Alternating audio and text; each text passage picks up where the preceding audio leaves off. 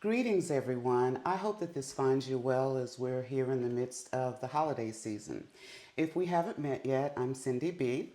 I'm a Texas chick on a quest to refit my body and lifestyle at the good golden age of 59. I shared in my first introduction video a few weeks ago how I had previously in my life lost 139 pounds, starting in my late 30s, almost 40 years old, how I maintained that weight loss well into my 50s. But I wanted to circle back to give you a bit more context into my weight loss story, as well as share the shifts that I believe were responsible for my success then, as well as now that I've embarked on this new journey in my life at this time. I was overweight for all of my life, from a very young age clear through adulthood. By the age of 14, 15, I had already been prescribed diet pills by a diet doctor, introduced to Weight Watchers, and following that, a number of fad diets popular back in the 80s and 90s. If you're my age or close to it, you might remember some of them, like that good old cabbage diet, the grapefruit diet, the Master Cleanse diet. All of it would fail time after time, and I'd end up feeling defeated and weighing more than I did before. I continued gaining weight over the years, and I weighed 284 pounds, which was my heaviest, in my late 30s. And then the turning point happened for me.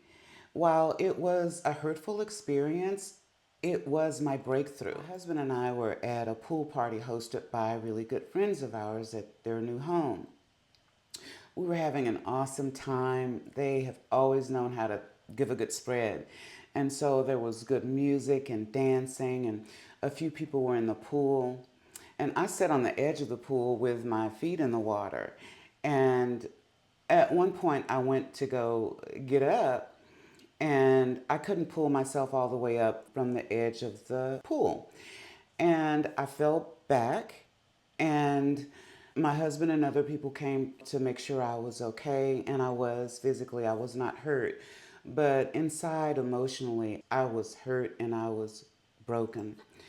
And it was not the embarrassing moment of it, but more so what it did was conjure up all these hurt feelings inside. Being a young child and being called names and ridiculed, and a teenager and same thing, and a young woman and same thing. And it just, that was the bubble that burst.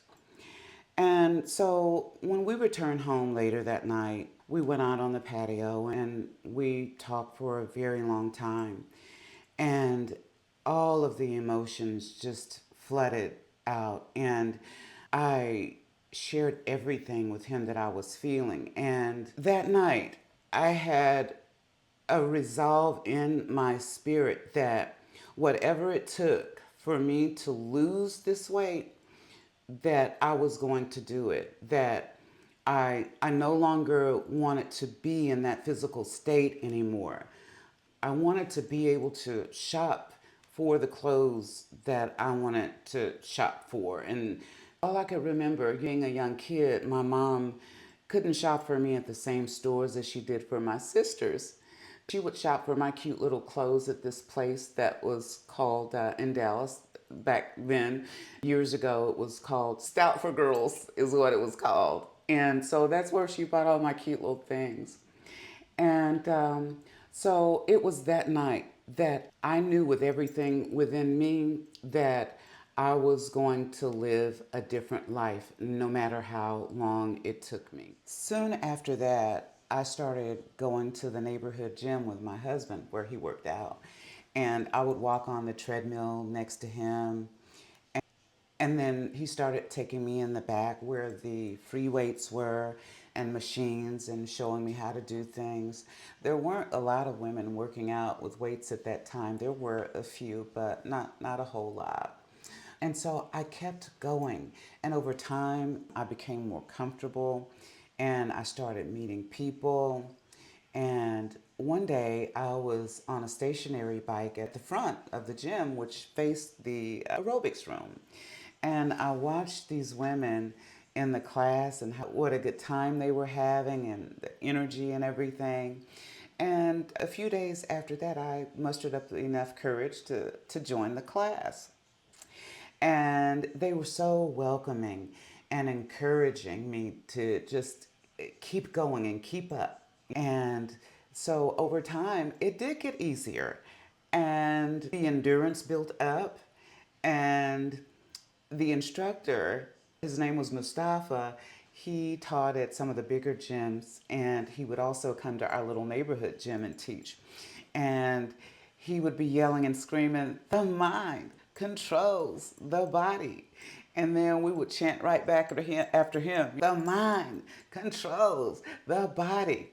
And at that point, you did not even realize or feel the pain anymore, that you were drenched in sweat, because your mind had truly shifted to this other place where you felt you could conquer anything. While the theoretical mindset shift change and breakthrough that I had encountered was an important part of my life change, the environmental shift that I needed was even more so critical. Sometimes we have to take that step to shift, to move physically to a different environment.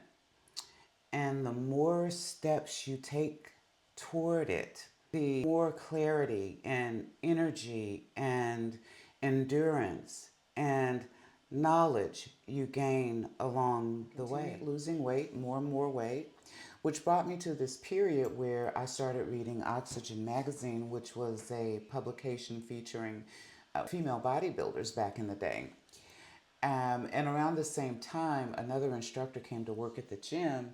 Um, she was also a lifestyle coach and trainer, as well as several other women there started working with her one on one. And with her support and assistance, I made a great deal of progress. And we became very close friends as well.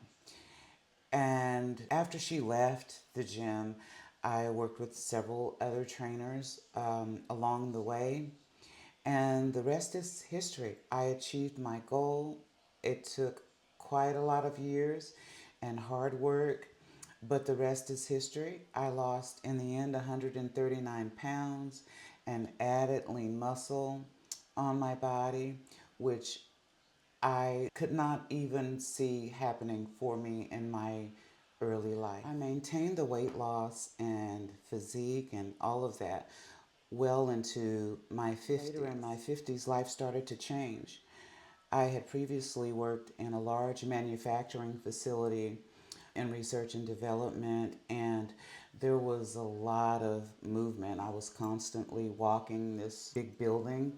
And then I took a job as a project manager, which was in a very small office where there was hardly any movement and pretty much sedentary for all day. And then we had a pandemic. At that time, I started working remotely from home, and life at that point became very sedentary. And like a lot of people may have experienced, I found myself in this rut that I just could not pull myself out from. The disciplines and habits that I had developed were no longer, and I was making very unwise food choices. And as a result, as of February of this year, I had rediscovered 84 of the 139 pounds that I had lost. And then I had another breakthrough. I decided that it was time for me to take accountability and to stop making excuses and blaming everything else for where I had ended back up. Sure enough, there were challenges that I was facing and I'm still facing, but I had to pursue alternative solutions to those things. And so here I am today, and I'm moving forward. I found the courage to restart again to give myself another chance. I was in this rut. I was having such negative, self-defeating thoughts that it was too late for me in my life to make any physical changes. And that feeling that I didn't want to be seen in the gym by people who knew me previously because of the weight gain. And then the physical issues that I have with my low back and ankle Achilles tendonitis issue, that fear that I would hurt something or make it worse. In fact, when I began moving, then I started feeling stronger. I decided that I am worth the time and the effort. Started showing up at the gym again, even when it was uncomfortable and it felt hard. Following a nutrition plan again. I shop for groceries over the weekend, prep my meals for the upcoming week, and eat my meals on schedule. This way, there is less chance that I am caught off guard by cravings and triggers that could derail my progress. Make no mistake about it. Triggers and cravings come hard and they come fast. A couple of weeks ago, I found myself in an emotional state, and suddenly, out of nowhere, the vision of an oatmeal cream pie popped in my head, and I could actually taste it in my mouth. I'm in my car on the way home, but I make a U-turn. I go to the dollar store and I not buy only one, but I bought a whole box of these oatmeal cream pies. I get in the car, I immediately eat one. And by the time I pull in at the house, I'm coming to my senses. And I put the box in the back of the car as if I'm not going to remember where this box of pies is. The next day, we were at my in-laws. My husband and our grandchildren were with us, and they wanted something sweet. So I went to the car. I got the box of pies, and I brought them in. My husband and grandkids ate some, and I left the box there at the house with my in-laws. That's just how quickly you can spiral into an all-out binge if you're not watchful of your thoughts and staying present in your mind to understand what may be the cause of that behavior. Everything we do in life is driven by our thoughts. Our thoughts create feelings, and then these feelings that are created turn into an action, and that action then is going to render some kind of result.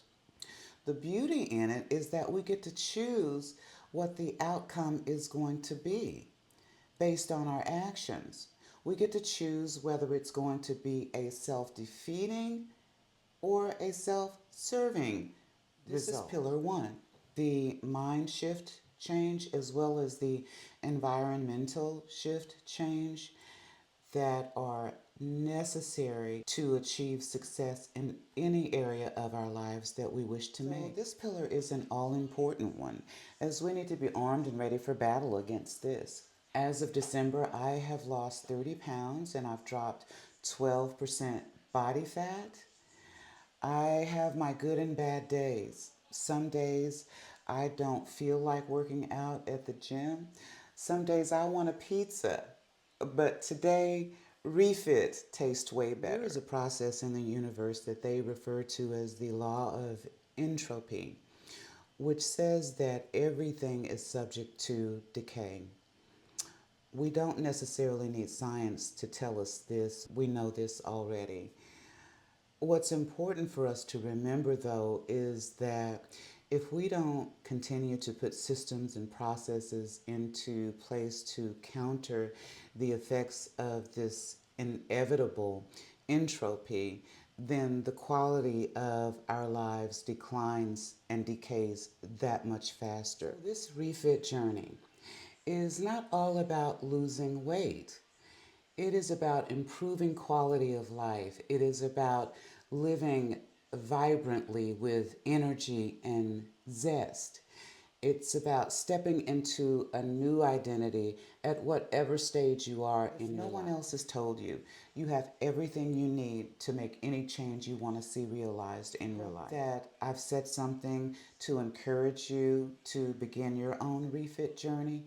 I would absolutely love to have you along on this movement with me. Please come back for the next video where I'll be discussing pillar number 2, the next most important step required for a successful physical transformation. Until I see you next time, be good to you.